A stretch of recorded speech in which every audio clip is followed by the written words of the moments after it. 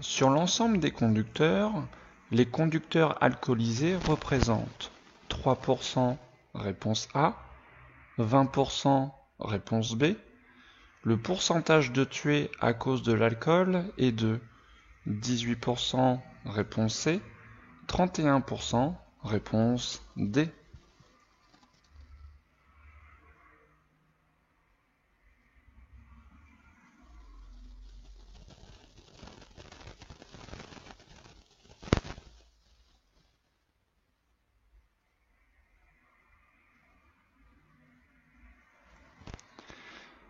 Alors sur l'ensemble des conducteurs, combien sont alcoolisés?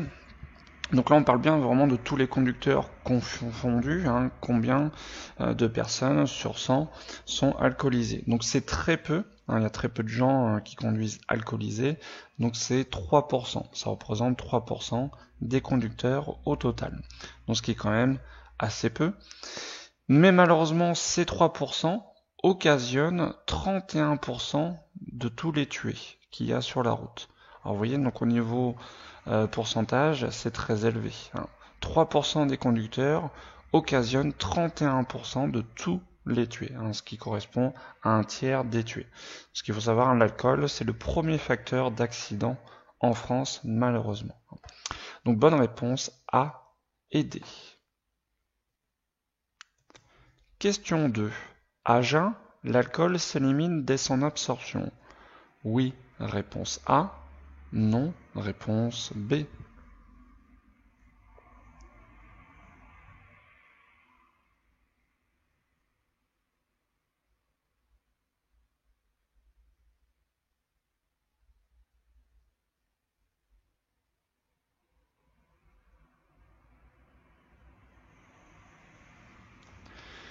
Donc à jeun, ça veut dire donc que j'ai pas mangé, c'est pas au cours d'un repas. Donc, est-ce que l'alcool s'élimine dès que j'ai bu ce verre d'alcool? Donc non, il faut un certain temps donc pour que ça arrive dans le sang et que le foie aussi permette d'éliminer cet alcool. Donc il y a un petit temps, donc c'est à peu près 20 minutes. Donc si on ne mange pas. Par contre, si on mange, là c'est un petit peu plus long. C'est au bout d'une heure que l'organisme commence à éliminer l'alcool. Mais c'est pas tout de suite, c'est pas dès qu'on boit le verre d'alcool. Donc non, réponse B. Question 3. Les effets de l'alcool apparaissent dès 0,30 g par litre de sang, réponse A. 0,50 g par litre de sang, réponse B. 0,80 g par litre de sang, réponse C.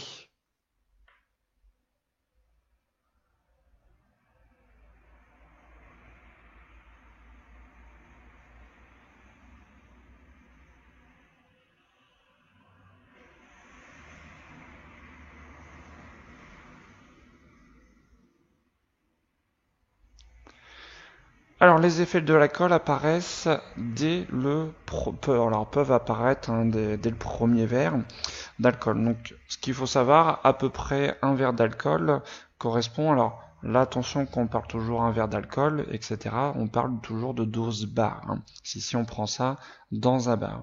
Donc un premier verre d'alcool correspond à peu près à 0,20 g dans le sang. Et les effets de l'alcool donc peuvent apparaître dès le premier verre. Après on les ressent ou pas, ça c'est autre chose. Mais vous prenez quelqu'un qui n'a jamais bu une goutte d'alcool, vous lui faites boire un verre d'alcool, vous allez voir qu'il va être joyeux. Donc on voit bien que les effets de l'alcool apparaissent dès le premier verre. Après on les ressent ou non, ça c'est autre chose. Forcément, quelqu'un qui est habitué à boire va pas ressentir ces effets-là dès le premier verre, dès le deuxième verre. Voilà, forcément, tout dépend comment on est habitué. Mais voilà, ça peut arriver dès le premier verre, donc dès à peu près 0,30 dans le sang. Donc bonne réponse A. Question 4. Une alcoolémie de 0,25 mg par litre d'air expiré correspond dans le sang à 0,13 g, réponse A, 0,25 g, réponse B, 0,50 g, réponse C. 0,75 g, réponse D.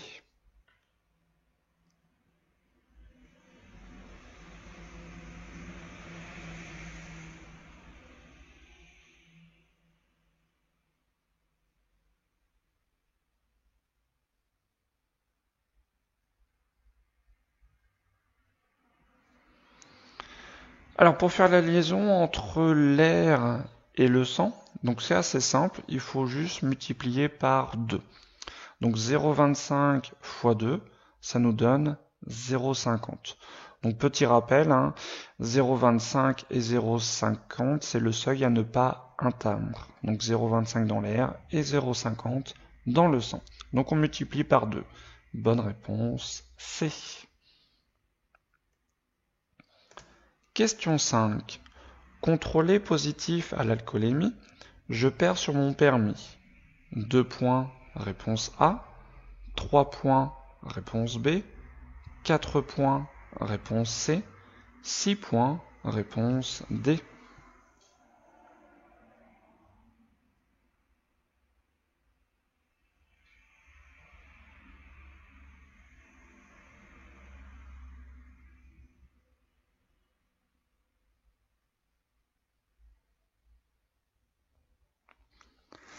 Donc ça, faut le savoir par cœur. Donc l'alcool, si on est pris à conduire avec un taux d'alcool trop élevé, donc c'est direct 6 points.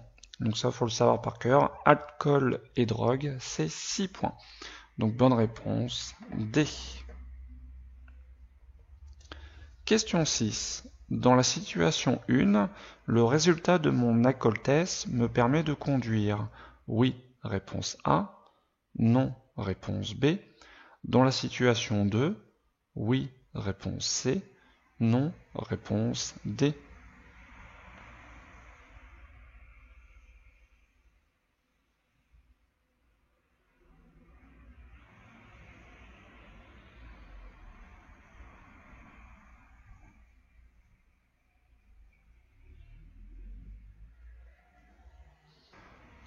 Alors l'alcotest, qu'est-ce que c'est? Donc on appelle ça dans le jargon familier donc le ballon. C'est-à-dire donc si on se fait contrôler par les forces de l'ordre, donc on va souffler dans un espèce de ballon. Et ensuite, les forces de l'ordre vont apposer sur ce ballon ce petit testeur. Ensuite, ils vont faire sortir l'air de ce ballon. Et l'air que vous avez dégagé va passer dans ce petit tube. Et au contact ou non de l'alcool, il y a une couleur qui va ressortir. Donc là, c'est plus de ce côté-là que l'air va passer. Alors, au départ, le testeur est de couleur orange ou éventuellement jaune. Et si jamais il reste de cette couleur, du coup, il n'y a pas de souci. Par contre, au contact de l'alcool, cette couleur donc jaune ou orangée va passer au vert. Et si cette couleur verte va dépasser le trait, limite, donc on n'est pas apte pour conduire. Si jamais la couleur verte n'atteint pas ce trait, donc on a consommé un petit peu d'alcool, mais on va pas dépasser le taux légal requis. Donc là, il y aurait pas de souci. Mais là, voilà, dans la situation numéro 1, la couleur verte dépasse la limite, donc nous ne sommes pas aptes à conduire dans la situation numéro 1. Par contre, dans la 2, il n'y a aucune trace d'alcool, donc là, il n'y a pas de souci, je peux conduire dans la situation numéro 2. Donc bonne réponse, B et C. Question 7. Contrôlé avec un taux d'alcool de 0,80 g par litre de sang est un délit. Oui, réponse A. Non, réponse B. Entraîne une perte de 6 points. Oui, réponse C. Non, réponse D.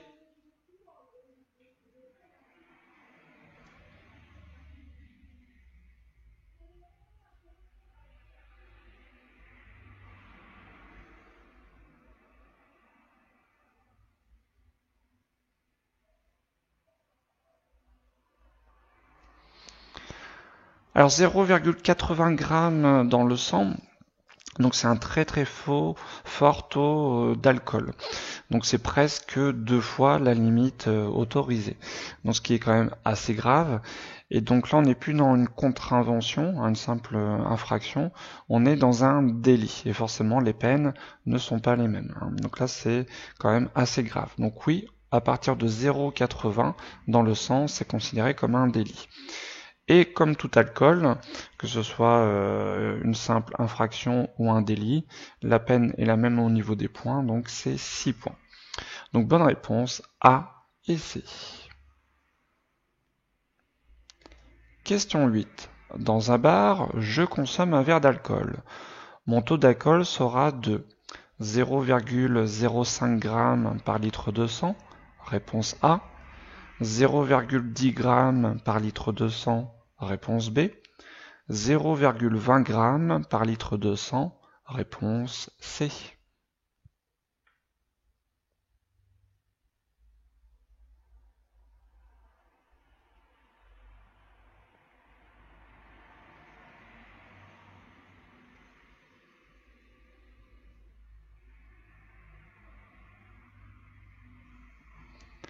Alors, si nous consommons un verre d'alcool dans un bar, la quantité d'alcool sera la même pour chacun des verres qu'on va consommer. Donc là, on parle bien de la quantité d'alcool pur. Ce sera 10 grammes d'alcool pur par verre. Alors forcément, après, la quantité de la boisson est différente suivant forcément le pourcentage d'alcool. Mais voilà, ce que je bois, que je consomme ce verre-là ou ce verre-ci, j'aurai exactement la même alcoolémie. Et dans un bar, donc un verre d'alcool correspond à peu près à 0,20 g dans le sang. Donc bonne réponse C. Question 9. Les effets de l'alcool sont le champ visuel réduit, réponse A. Diminution du temps de réaction, réponse B. Un meilleur équilibre, réponse C. Des gestes mal coordonnés, réponse D.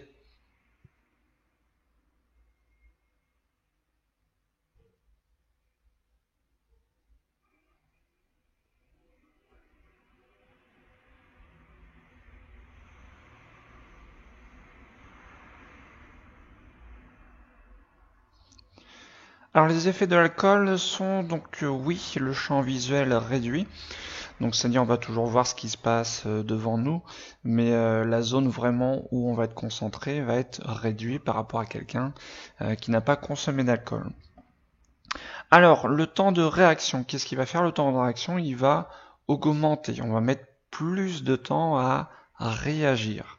Donc on n'a pas une diminution du temps de réaction. On va pas mettre moins de temps à réagir. C'est le contraire. Donc là, faites attention, ce que j'appelle des fautes de français, il faut bien lire diminution. Donc là, si on répond B, on répond qu'on va mettre moins de temps à réagir si on consomme de l'alcool, ce qui est le contraire. Donc faites attention à ça. Donc diminution du temps de réaction, c'est faux. Un meilleur équilibre, donc c'est faux aussi, forcément. Et des gestes mal coordonnés, donc ça oui à cause de l'alcool. Donc bonne réponse A et D. Question 10. En période probatoire, le conducteur est en infraction à partir de 0,10 g par litre de sang, réponse A. 0,20 g par litre de sang, réponse B. 0,10 mg par litre d'air expiré, réponse C. 0,20 mg par litre d'air expiré, réponse D.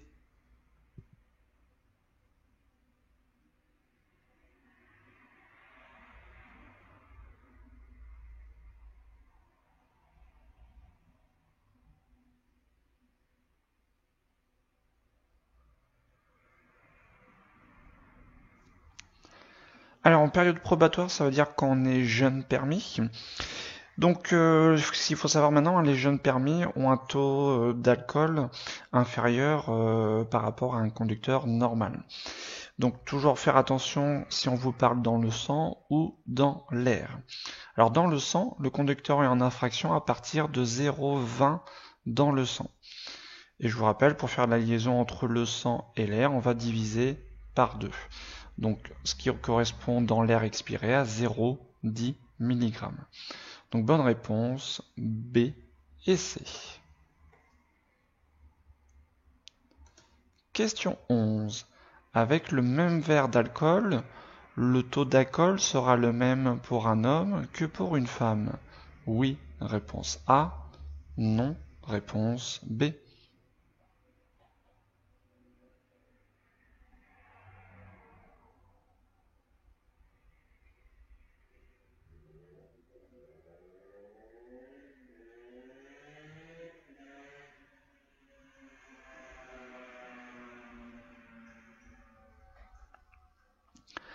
Alors si on prend donc un homme et une femme prennent chacun le même verre d'alcool, donc le taux d'alcool, ce qu'on appelle l'alcoolémie, sera pas forcément identique. Alors ce sera pas une très grosse différence, mais ce sera pas exactement le même taux d'alcool. Donc par exemple, si on boit un verre, l'homme peut avoir 0,20 dans le sang en taux d'alcool et la femme peut avoir à peu près 0,30. Alors ça c'est suivant le sexe, suivant aussi le poids. Le poids peut faire changer un petit peu le taux d'alcool. Mais voilà. Donc non, ce ne sera pas le même taux d'alcool suivant un homme et une femme. Donc bonne réponse B. Question 12. J'ai mon permis depuis 6 mois. Je viens d'être contrôlé positif à l'alcoolémie. Mon permis est annulé? Oui, réponse A. Non, réponse B.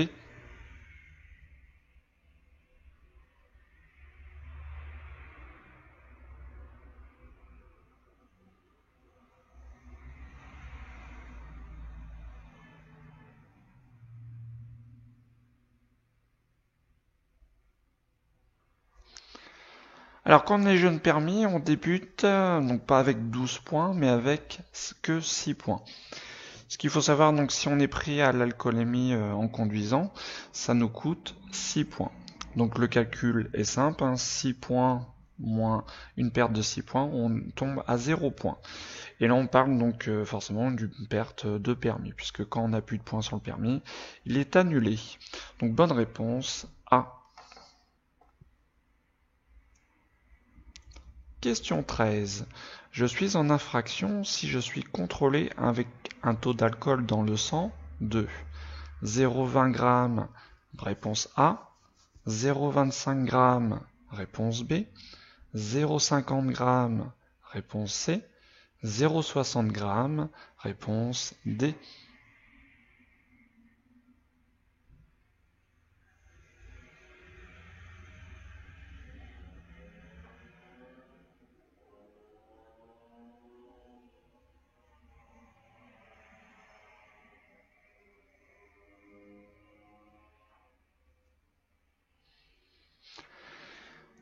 Alors ici, donc, on en parle dans le sang. Je vous rappelle, toujours faire attention si on parle dans le sang ou dans l'air expiré. Donc je suis en infraction à partir de 0,50. Donc en dessous, on n'est pas en infraction. Donc par contre, là, on ne nous demande pas à partir. C'est quel taux on est en infraction. Donc je suis en infraction avec 0,50 et je suis en infraction aussi, forcément, si je suis supérieur à 0,50. Donc à 0,60 aussi. Donc bonne réponse, C et D. Donc bien faire attention qu'on vous demande soit à partir de, donc si ça aurait été à partir de, ça aurait été juste la réponse C, mais là on demande juste quel taux d'alcool on est en infraction. Donc attention à bien lire les questions. Donc bonne réponse C et D. Question 14. Je risque une amende et un retrait de points à partir d'une alcoolémie de 0,10 mg par litre d'air expiré, réponse A, 0,25 mg, réponse B, 0,50 mg, réponse C.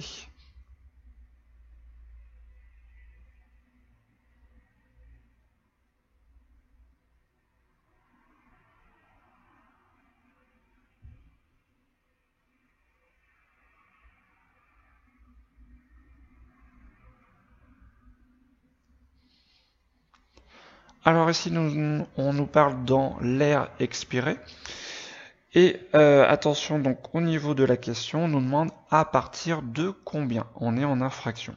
Donc dans l'air expiré, c'est à partir de 0,25 mg par litre d'air expiré qu'on est en infraction. Donc là, on nous demandait bien à partir de. Donc c'est à partir de 0,25. Bonne réponse B. Question 15. Le contrôle d'alcool est obligatoire lors d'un accident matériel. Oui, réponse A. Non, réponse B. Lors d'un accident corporel. Oui, réponse C. Non, réponse D.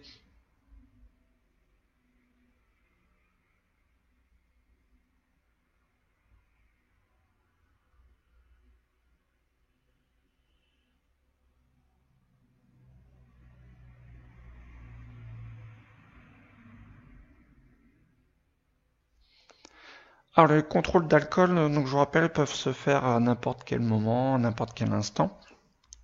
Par contre, là on nous demande quand est-ce qu'il est obligatoire. Donc lors d'un accident matériel, ça veut dire il y a juste de la casse, voiture ou tôle, mais il n'y a pas de personnes blessées. Donc là, le contrôle d'alcoolémie n'est pas obligatoire. Donc bonne réponse.